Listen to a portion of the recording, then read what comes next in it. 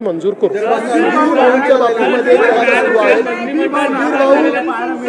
विधानसभेच्या कामकाजात सहभागी होणार अशी चर्चा सुरू आहे। तुमची काही चर्चा झाली आहे का सुधीर भाऊंसोबत? पहिल्यांदा तर ओबीसींबद्दल बोलायचा काँग्रेसला अधिकार नाही, कारण काँग्रेसच्या उभ्या जीवनामध्ये ओबीसींवर अन्याय करण्याच्या व्यतिरिक्त काँग्रेसने काही केलं नाही।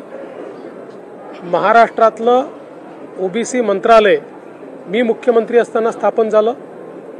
महाराष्ट्रामध्ये ओबीसी समाजाकरता 48 GR हे आमच्या सरकारने काढले।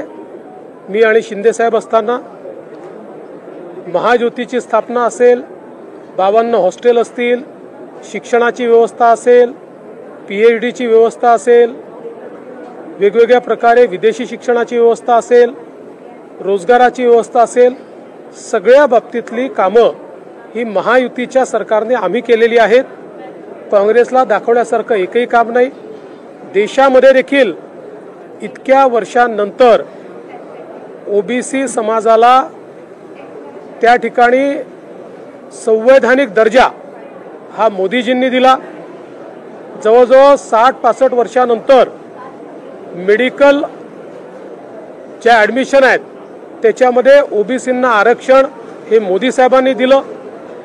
आणि आजही आपण पाहू शकतो, मोदी साहेबांचं मंत्रिमंडळ असेल किंवा आमचं मंत्रिमंडळ असेल, सर्वाधिक ओबीसी मंत्री आमच्या मंत्रिमंडळात पाहायला मिळतात। त्यामुळे मला असं वाटतं की काँग्रेस पक्षामध्ये नाना पटोले, विजय वडेट्टीवारवर जो अन्याय होतो त्याबद्दलचा राग तरी आमच्यावर काढू नये, त्यांनी तो योग्य ठिकाणी काढावा।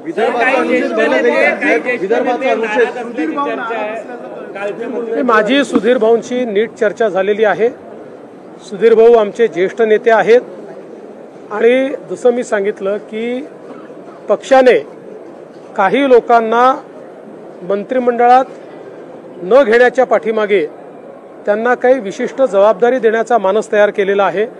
शेवटी पक्ष आणि सरकार या दोन्ही गोष्टी आपल्याला चालवायच्या असतात। त्यामुळे काही वेळी सरकारमध्ये काम करणारे पक्षात काम करतात, काही पक्षात काम करणारे सरकारमध्ये काम करतात। सुधीरभाऊ अतिशय अनुभवी नेते आहेत, महाराष्ट्राचे आमचे अध्यक्ष राहिलेले आहेत। त्यामुळे आमच्या केंद्रीय पक्षाने त्यांच्याबद्दल काही विचार करूनच त्यांना मंत्रिमंडळात घेतलेलं नाही।